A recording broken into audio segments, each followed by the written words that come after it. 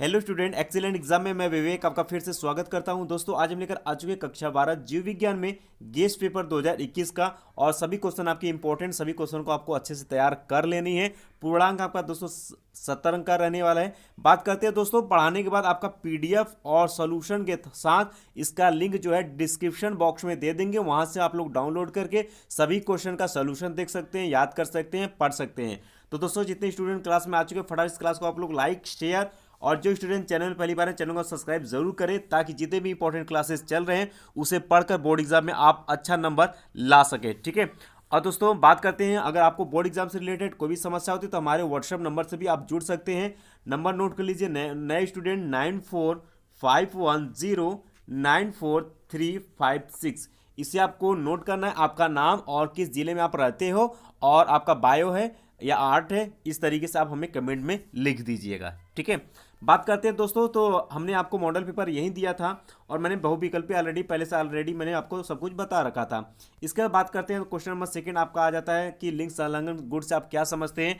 मानव में किन्हीं दो लिंग संलग्न गुणों के नाम आपको लिखना है। इस तरीके से क्वेश्चन बहुत सारे थे और तीसरा चौथा को तो सभी क्वेश्चन मैंने कल के इसके पहले मैंने डिस्कस किया था और उसका पीडीएफ ऑलरेडी मैंने दिया था। लेकिन आज के क्लास में भी मैं इसका क्वेश्चन साथ में लिया हूँ और इसके साथ साथ इसका सोल्यूशन भी साथ में रखा हूँ। तो दोस्तों देख सकते हैं कि पहला ही क्वेश्चन आपसे दूसरा का आपसे पूछा था कि लिंग संलग्न गुण से आप क्या समझते हैं। तो हेडिंग आप ऐसे ही डालेंगे, लिंग संलग्न।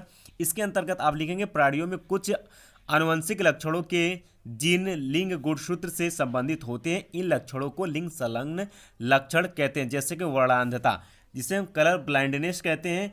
कलर ब्लाइंडनेस आप लोग जानते हैं कि ये जो होता है आपके हरे और लाल में इंसान मतभेद, यानी कि उसको अंतर नहीं कर पाता है, जिसे हम वर्णांधता, कलर ब्लाइंडनेस कहते हैं। ठीक है, ये बहुत ही अच्छा टॉपिक है। दूसरा हम हीमोफीलिया ले लेते हैं। हीमोफीलिया एक नामक एक रोग होता है जो कि आनुवंशिकता चलता है। ठीक, इस तरीके से दो आप इसमें नाम दे सकते हैं।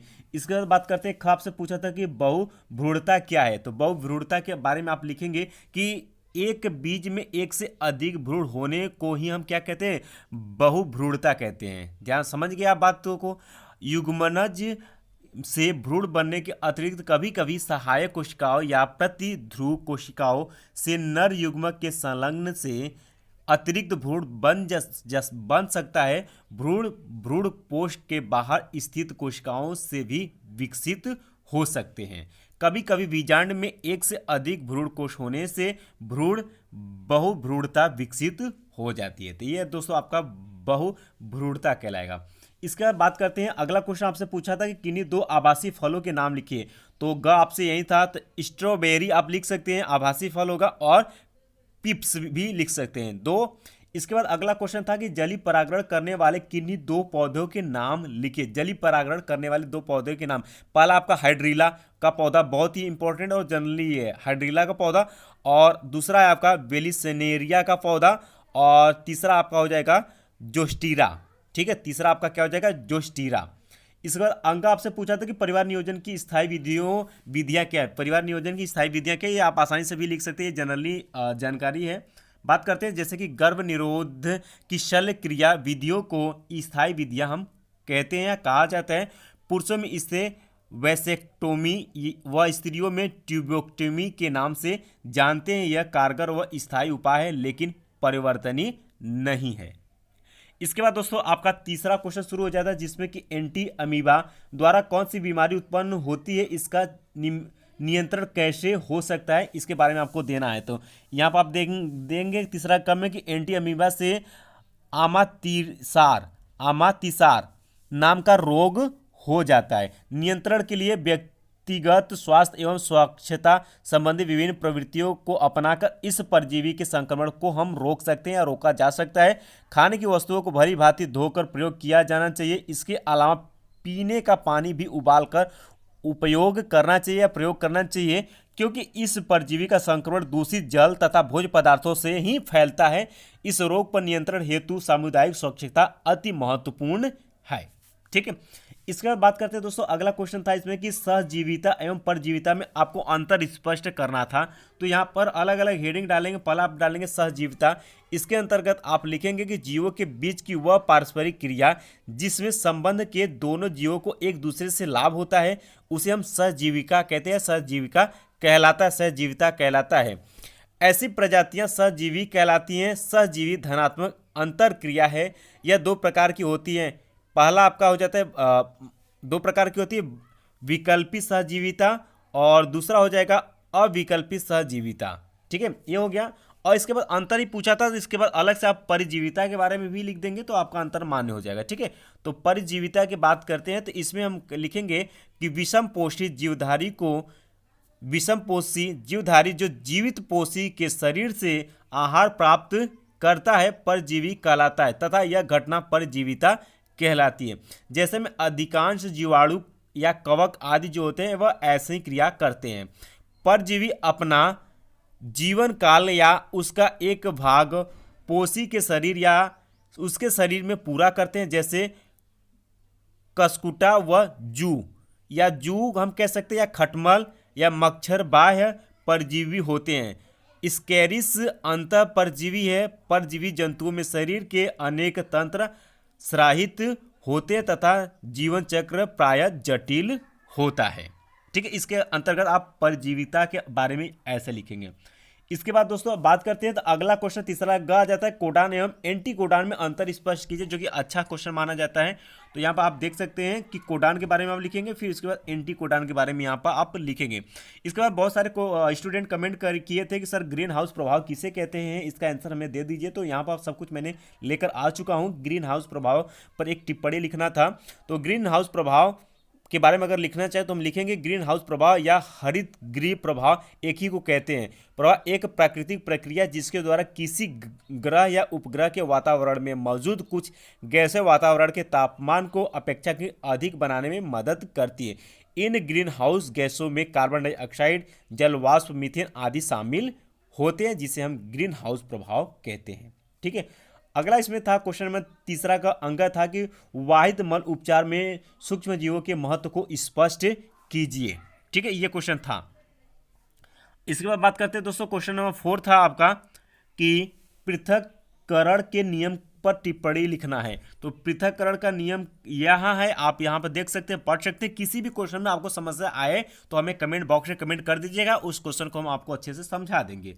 इसके बाद अगला क्वेश्चन इसमें पूछा था कि जेल इलेक्ट्रोफेरेसिस पर टिप्पणी लिखना है। तो यहाँ पर आपको देख सकते हैं ग का आंसर यहाँ पर ऑलरेडी मौजूद है। इसके बाद अगला क्वेश्चन था चौथा ग कि मरुद्भिद किस प्रकार शुष्क परिस्थितियों के लिए अनुकूलित होते हैं। तो इसका आंसर यहाँ पर आपको दिया गया है, आप आसानी से पढ़कर दे सकते हैं। इसके बाद बात करते हैं दोस्तों पांचवा का हम क्वेश्चन ले रखे हैं, जिसमें कि आपसे पूछा था पांचवा के क्रम में कि अंडाणु जनन से क्या समझते हैं, सचित्र वर्णन कीजिए। तो ये अच्छा क्वेश्चन है और ये आपको मिलता है 3 अंक में करने के लिए। ठीक है, तो यहाँ पर अंडा जनन के बारे में सब कुछ लिखा गया, आप पढ़ सकते हो। इसके बाद ख इसमें पूछा था कि वाटसन और क्रिक द्वारा प्रस्तुत डीएनए के द्विक कुंडलित मॉडल का स्वच्छ नामांकित चित्र बनाइए, क्वेश्चन आपसे पूछा था। तो यहाँ पर आप देखते हो वाटसन और क्रिक का ये पूरा डिटेल यहाँ पर दिया गया है, आप इसे पढ़िए और अच्छे से कर लीजिए। ये फिगर भी आपको बनाना है, ध्यान सुनिएगा, डीएनए आरएनए का द्वारा ये आपको पूरा फिगर बना के देना, तभी आपको अच्छा नंबर यहाँ पर मिलेगा। इसी के बाद इसमें क्वेश्चन पूछा था कि नर यानी कि पुरुष के जनन तंत्र का स्वच्छ नामांकित चित्र बनाइए। तो यह सब चित्र आपको अच्छे से पता होना चाहिए और सभी का नाम आपको पता होना चाहिए। तो इसको अगर आप बना देते हो सही से और नाम लिखते हो तो आपको पूरा 3 अंक यहाँ पर आसानी से मिल जाएगा। इसके बाद बात करते हैं ये हो गया। इसके बाद घ आवृत बीज पौधे के भ्रूण के विकास का वर्णन आपको करना था। तो यहाँ पर आप देख सकते हैं, इसका भी आंसर ऑलरेडी मैंने दिया हुआ है। और इसके बाद दोस्तों क्वेश्चन नंबर 6 शुरू हो जाता है कि प्लाज्मोडियम की विभिन्न प्रजातियां कौन कौन सी हैं, इनके द्वारा उत्पन्न विभिन्न प्रकार के मलेरिया का विवरण दीजिए। तो सभी यहाँ पर दिया गया है मलेरिया के प्रकार, जिसमें कि शुद्ध, तृतीयक मलेरिया, दुर्दम, तृतीयक मलेरिया, चतुर्थक मलेरिया, क्या क्या होता है, दैनिक मलेरिया, ओवल मलेरिया, सबके बारे में यहाँ पर दिया गया है। आप पढ़ेंगे, ये डेली लाइफ का है, ये आप आसानी से याद कर सकते हैं, सभी बच्चे आसानी से तैयार कर सकते हैं।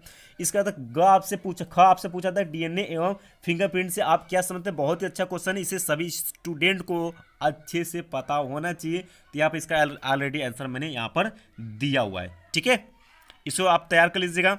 इसके बाद बात करते हैं, इसका ग था कि बायोस्फीयर आरक्षित क्षेत्र पर टिप्पणी आपको लिखना था, ठीक है।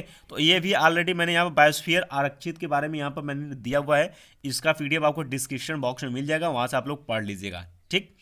इसके बाद दोस्तों अगला था कि निम्न पर टिप्पणी लिखने के लिए था थैलेसीमिया और टीआरएनए पर, इस पर आपको टिप्पणी लिखना था। तो क्वेश्चन आपको यहाँ पर मिल जाता है और इसके बारे में आप लिख लीजिएगा। इसके बाद क्वेश्चन नंबर 7 शुरू हो जाता है कि जैव विविधता से क्या समझते हैं। वेरी इंपॉर्टेंट क्वेश्चन, ये अक्सर हर साल पूछा जाता है, इसलिए जैव विविधता को आप अच्छे से तैयार कर लीजिएगा, ठीक है। ये मैंने क्वेश्चन यहाँ पर दिया हुआ। अथवा वाला क्वेश्चन दोस्तों यहाँ पर है, उसका दोनों में से एक आपको करना होता है, ये आपको 5 अंक निर्धारित यहाँ पर किया गया। इसके बाद दोस्तों अगले क्वेश्चन की तरफ बढ़ते, क्वेश्चन नंबर 8 शुरू हो जाता है आपका। क्वेश्चन नंबर 8 था कि संकटग्रस्त जातियों से आप क्या समझते हैं, ठीक है। ये अगला क्वेश्चन 8वां यही था कि संकटग्रस्त जातियों से आप क्या समझते हैं।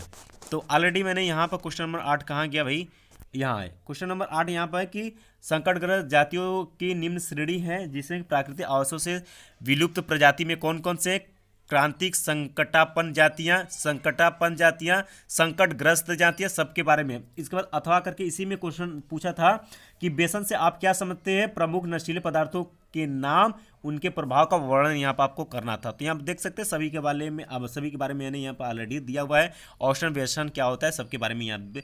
एक बार दोस्तों लास्ट क्वेश्चन आपका 9 बचता है और 9 क्वेश्चन है आपका, कहाँ गया भाई 9 क्वेश्चन, ठीक है। तो 9 क्वेश्चन की बात करते हैं। 9 क्वेश्चन दिया था हमें, पुनर्संयोजन डीएनए तकनीक से आप क्या समझते हैं, चिकित्सा में इसके उपयोग का वर्णन कीजिए, ये क्वेश्चन आपसे पूछा हुआ था, ठीक है। और इसके बाद बात करते हैं दोस्तों, ये क्वेश्चन था और इसके बाद इसी में अथवा करके था कि परजीवी जंतु को परिभाषित कीजिए, ये कैसे विकसित होते हैं। तो दोस्तों यहाँ देख सकते हैं सभी ऑलरेडी मैंने सब कुछ यहाँ पर दिया हुआ है, आपको अच्छे से पढ़कर तैयार कर लेनी है। तो दोस्तों आई होप कि आपको ये क्लास अच्छे समझ में आ गया, पसंद आया। फटाफट आप लोग इस क्लास को लाइक, शेयर और कमेंट जरूर करिएगा और चैनल पहली बार है तो चैनल को आप लोग सब्सक्राइब भी कर लीजिएगा। इसका पीडीएफ हम डिस्क्रिप्शन बॉक्स में दे देंगे पढ़ाने के बाद, आप वहां से डाउनलोड कर लीजिएगा और इसे अच्छे से आप लोग तैयार कर लीजिएगा। इसी तरीके से हम मॉडल पेपर लेकर आएंगे जो कि इंपॉर्टेंट रहेगा और आप लोगों को तैयार भी करवाएंगे। मिलते हैं दोस्तों नेक्स्ट क्लास में, तब तक के लिए जय हिंद, जय भारत।